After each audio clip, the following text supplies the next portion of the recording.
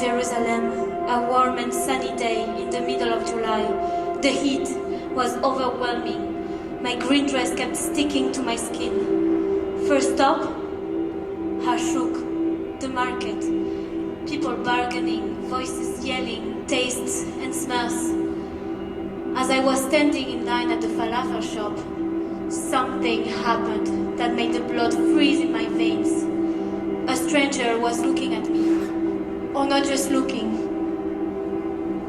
He was piercing me with his gaze, dark, yet cold as ice. Our eyes met. I felt threatened. He kept forcing his eyes onto me. Maybe it was because of my blue eyes, which are not too common in Jerusalem. What did he want from me? I needed to get out from there.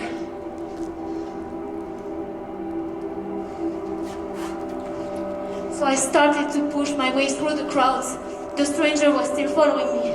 I finally broke through and started running towards the old city of Jerusalem.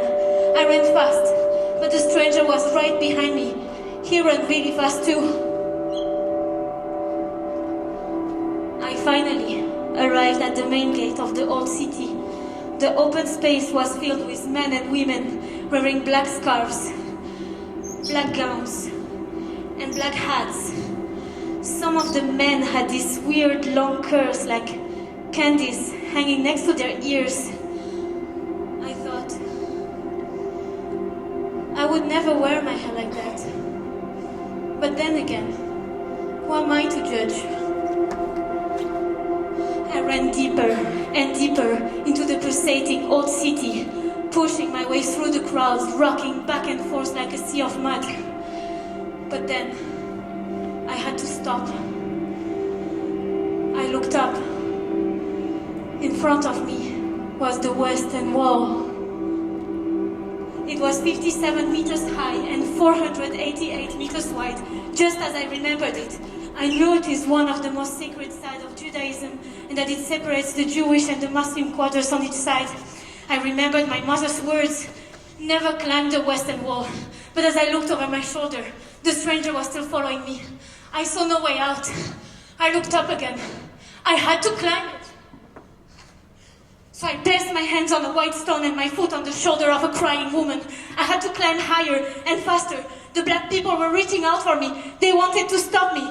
And their eyes turned red like blood and their teeth grew long. Their curls were reaching out for me like snakes. I panicked. I dropped my right sandal and it hit someone on the head.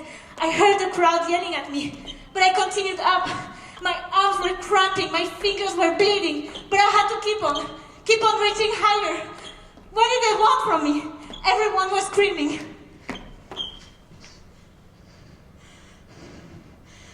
I finally reached the top.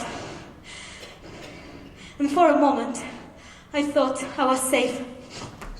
But then, I looked down on the other side of the Western Wall, on the Muslim side, and there was another sea of people dressed in black. And their eyes turned red like blood and their teeth grew long. And suddenly, I saw the same stranger standing on that side as well. In a sea of people, dressed in black. I could not believe my eyes. Why me? Why this place? I felt sick and dizzy. I prayed to God for someone to come and save me, but then I realized I don't believe in God. Then, silence. I fell asleep.